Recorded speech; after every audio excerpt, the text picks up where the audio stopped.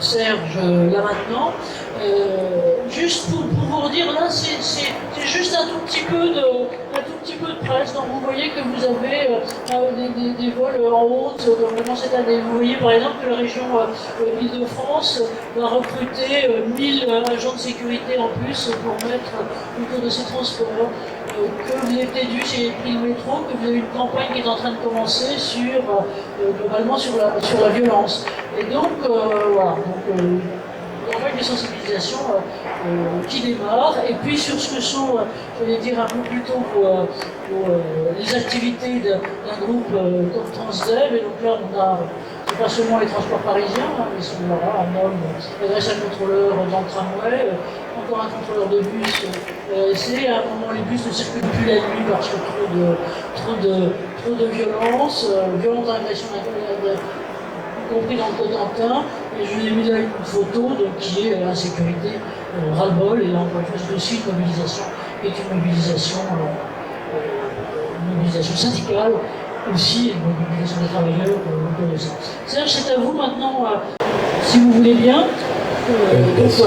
Merci Marie, bonjour à tous. Donc Serge Castello, je suis directeur de la sûreté du groupe Transdev depuis bientôt 7 ans. Auparavant, j'ai exercé une mission au sein de la police nationale. J'ai fait carrière de commissaire de police. Et mon dernier poste opérationnel est celui de directeur territorial de la sécurité publique de la Seine-Saint-Denis, où j'ai travaillé pendant 6 ans. Alors, vous plantez le décor Transdev, je ne sais pas si tout le monde connaît cette multinationale du transport. Hein, c'est un groupe majeur dans le monde pour le transport de personnes. On est implanté dans 18 pays, c'est 83 000 personnes, 33 000 en France, dont 22 000 conducteurs-contrôleurs, donc des gens qui sont bien entendu exposés à tous les risques. Anne-Marie, vous avez parlé de risques professionnels, de santé au travail. Eh bien, je dirais que la sûreté a toute sa place dans ces notions, parce que lorsqu'on va bosser la peur au ventre, on ne peut pas dire que sa santé va s'améliorer. Lorsqu'on a été agressé verbalement, physiquement, sur son lieu de travail, à son poste de conduite ou au cours d'une opération de contrôle de titre, eh bien, on est choqué, on hésite à revenir, on est en maladie. Enfin voilà, toutes ces questions sont vraiment très importantes. Je rajouterai aussi le recrutement. Vous avez vu qu'on a d'énormes problèmes de recrutement de conducteurs. Bon, ça fait aussi partie des facteurs de risque liés aux agressions, au stress, qui peut-être sont à prendre en considération lorsque l'on veut recruter, et ça rejoint les ressources humaines. Vous avez évoqué les ressources humaines, on est en plein dedans. Alors, le transport public, hein, vous le connaissez, c'est un espace public qui est ouvert, qui est accessible à tous. Moi, je mets à part l'avion et le TGV, mais pour le reste, tout le monde peut accéder à un vecteur de transport. Alors, notamment, si je mets à part le train, les tramways, les bus, les cars circulent sur la voie publique. Donc, que tout ce qui se passe dans la cité, c'est surtout en milieu urbain, parce qu'on opère des réseaux urbains mais aussi interurbains, et le potentiel d'agression et d'incivilité est plus prégnant en milieu urbain. Vous avez rappelé les chiffres de l'Île-de-France, mais il est vrai aussi que dans les grandes métropoles régionales, on constate aussi ces phénomènes de violence. Alors, que faire pour protéger d'abord nos usagers? Que ce soit nos clients, je ne vais pas insister là-dessus, ce n'est pas le sujet de cette communication, mais sachez qu'en tant que directeur de la sûreté, je mets au point des stratégies pour protéger les usagers. Je pense notamment à tout ce qui est harcèlement sexiste, harcèlement sexuel des femmes dans les transports en commun. Vous savez que c'est un enjeu majeur. Beaucoup de femmes utilisent les transports en commun. On se doit d'être à leur côté et de prévenir ces actes de harcèlement sexiste ou sexuel. Il y a d'autres sujets liés à la protection des passagers. Vous avez en banlieue parisienne souvent maintenant des règlements de compte qui se déroule à l'intérieur de bus, hein, parce que les gars se cherchent et lorsqu'ils aperçoivent l'un des individus qui les intéressent, ils n'hésitent pas à les poignarder au sein du bus. Donc c'est aussi très choquant pour les conducteurs, hein. Tout ça est à prendre en compte sur le plan psychologique. Pour le salarié, essentiellement nos conducteurs, nos contrôleurs, nos agents commerciaux, mais d'une moindre mesure. Qu'est-ce qu'on fait pour les protéger? D'abord, il y a un enjeu qui est capital, c'est l'information. On ne peut pas avoir des conducteurs qui n'aient pas conscience du risque professionnel qu'ils encourent lorsqu'ils sont au volant d'un bus. Je ne vous parle que de sûreté, hein, pas de sécurité. Hein. Je fais bien le distinguo entre les deux notions. Hein. La sûreté, c'est tout ce qui a trait à la malveillance en général, que ce soit sur les biens ou sur les personnes. Donc il faut qu'on s'attache à les former. On a une formation qui est assez lourde aujourd'hui, hein, que j'ai montée avec des cabinets spécialisés. Donc ce sont des formations qui permettent aux conducteurs de bien analyser l'environnement dans lequel ils sont amenés à exercer leur mission. Parce que c'est vrai qu'on ne travaille pas en Seine-Saint-Denis comme on va travailler, vous parliez du Cotentin, même si on a eu des agressions, un phénomène qui se développe même dans les petites villes de province. Donc savoir connaître le lieu où on exerce sa mission, ensuite savoir à quel risque on est exposé. Il ne faut pas avoir peur d'expliquer les choses à de jeunes conducteurs. Généralement, les conducteurs ne sont pas nés derrière non plus, ils ont déjà une expérience de la vie, hein, et donc ils sont quand même assez préparés à tout ça.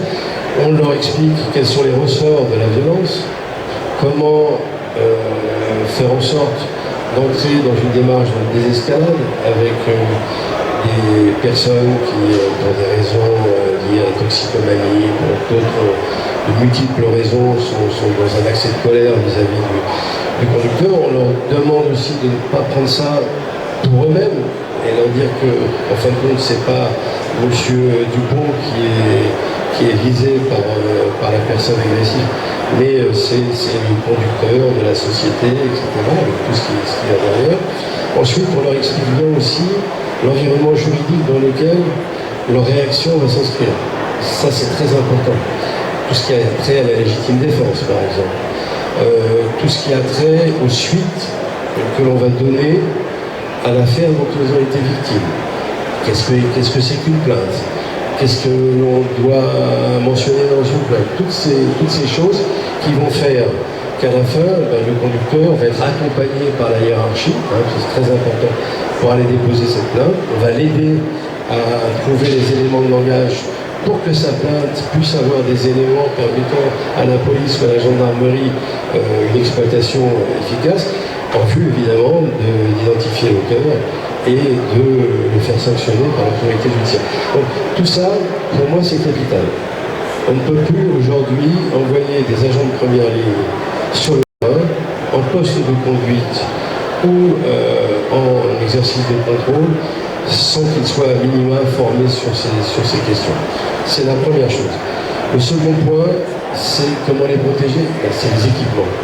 Alors, bon, je passe vite sur la vidéoprotection, mais vous avez vu que les agents assermentés, les opérateurs de mobilité, sont aujourd'hui autorisés, notamment les contrôleurs, à être porteurs d'une caméra dite piéton, hein, ce qui est un outil, un moyen très dissuasif, puisque vous savez que les fauteurs de troubles et les délinquants d'habitude, ce qu'ils craignent, c'est d'être filmés avec l'enregistrement sonore, etc. Ils savent que ça, devant les magistrats, évidemment, ça amène nécessairement à des condamnations pénales. Donc ça, c'est aussi l'équipement, un point qui est crucial, hein, pour la sûreté de nos agents. Vous avez des dispositifs de signalement discret avec une pédale, avec le PCC, avec un enregistrement sonore d'ambiance qui permet, avec des codes aussi, qui permet au conducteur d'expliquer qu'il est en situation délicate, hein, et auquel cas, évidemment, le PC va appeler la police ou la gendarmerie pour qu'une intervention se fasse pour les polices municipales. Hein, j'y reviendrai parce qu'elles ont un rôle essentiel aujourd'hui en matière de sécurisation des transports publics. Donc ça, c'est le deuxième point. Troisième point, c'est le continuum de sécurité. Je dois dire qu'en matière de transport public, C'est peut-être le domaine où il est le plus abouti. Quand je dis continuum de sécurité, j'entends là la coproduction de sécurité, comment on s'organise, opérateurs de mobilité avec la police nationale, les polices municipales, la gendarmerie nationale. Donc on a des conventions de partenariat, on a aussi des effectifs de police ou des réservistes de la gendarmerie nationale qui patrouillent dorénavant et de plus en plus dans les réseaux de transport. Tout ça participe à l'effort de protection que l'on se doit d'avoir pour nos agents de première ligne. Le dernier point, c'est je ne vais pas être trop long, c'est l'accompagnement psychologique de nos conducteurs, de nos contrôleurs qui sont victimes d'agressions. Alors il y en a beaucoup d'agressions verbales, elles sont parfois très choquantes. On n'imagine pas ce que ça peut générer chez certaines personnes. Bon, il faut les accompagner, donc on a bien sûr un soutien psychologique qui est là pour les aider. Puis il faut qu'ils reviennent au boulot. C'est parfois pas évident parce que quand on a subi un traumatisme, on peut, c'est compréhensible d'avoir peur de reprendre son poste de travail. Donc là aussi, il faut absolument que les directions opérationnelles de réseau accompagnent ces salariés. Donc ça c'est un point aussi qui est majeur parce que le risque, vous le connaissez tous et que vous l'avez peut-être d'ailleurs subi à titre individuel, lorsque une affaire grave se déroule dans un réseau de bus, vous avez des droits de retrait. Et donc le service public, parce qu'on exploite les réseaux en délégation de service public, vous avez un service public qui est à l'arrêt pendant une journée et qui pénalise l'ensemble de la population. Avec cette question de la sûreté des agents des réseaux de transport public, elle touche toute la société au bout du compte, puisque ça peut bloquer une économie et créer de vraies difficultés aux habitants Pour finir, je dirais que les opérateurs de mobilité aujourd'hui sont totalement impliqués dans cette chaîne de sûreté qui va du voyageur, que l'on essaie de sensibiliser aux questions de sécurité, questions de sûreté. On essaie d'en faire un voyageur vigilant et on lui donne les moyens d'alerter. Ça passe par, bien sûr, nos agents de première ligne, conducteurs, contrôleurs, qui doivent se situer dans cette chaîne de sûreté, savoir ce qu'ils ont à faire, s'ils sont agressés, s'ils constatent quelque chose.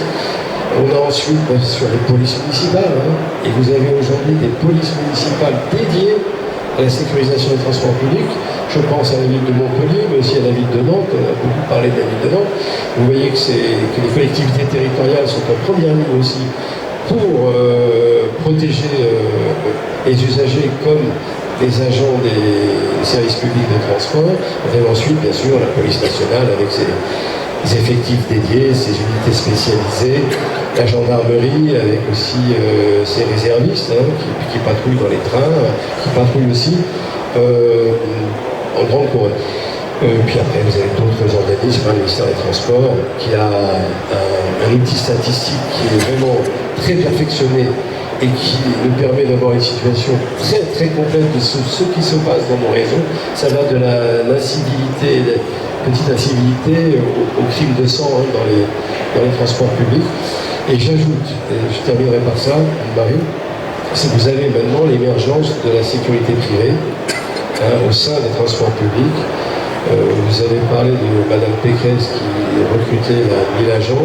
Vous avez les services que vous connaissez tous, le GPSR pour la RATP, la SUGE pour la SNCF, qui sont des services qui dépendent presque directement maintenant du ministère de l'Intérieur, même si évidemment ce sont des entités de la SNCF et de la RATP. Vous avez aussi en Ile-de-France, et Transdev a été le premier opérateur de mobilité à mettre en place ce dispositif. Vous avez des agents de sécurité privés qui, en grande couronne, suivent les bus à bord de véhicules ou alors qui sont embarqués dans les bus.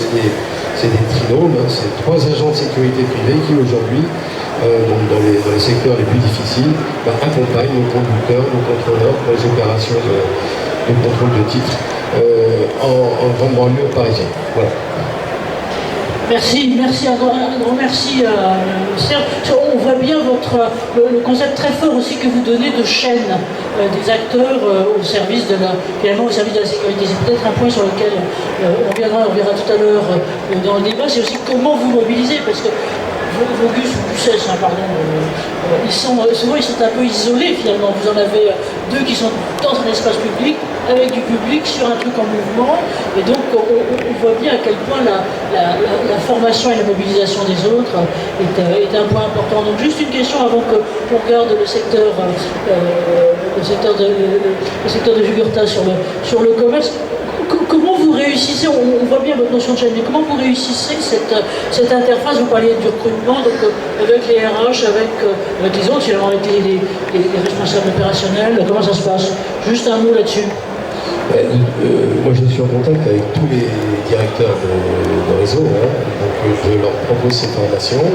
Alors c'est vrai que on peine un petit peu, parce qu'on a un manque de personnel aujourd'hui, vous le savez tous, et donc on a du mal à dégager du temps pour organiser ces formations, mais les directeurs que je sensibilise sont aujourd'hui parfaitement conscients qu'il faut des conducteurs et des contrôleurs préparés à ces situations, sinon ils les perdent après, parce qu'ils ne reviennent pas au boulot, ils peuvent démissionner, etc.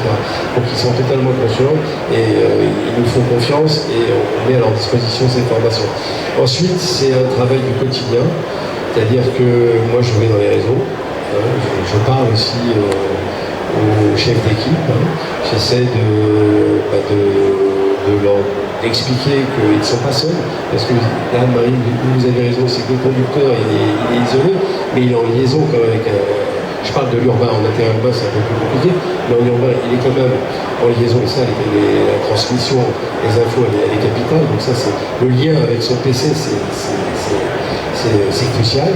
Et puis on organise aussi, lorsqu'on a eu des coups durs dans certains réseaux, on travaille avec la police nationale et on fait des formations directement au sein des directions départementales de la sécurité publique pour expliquer aux agents comment fonctionne la police, comment ils peuvent avoir recours à la police, comment avoir les bons mots pour avoir immédiatement un soutien opérationnel sur le terrain. Voilà en quelque sorte comment j'essaie d'intervenir dans tous les réseaux qu'exploite Transnet.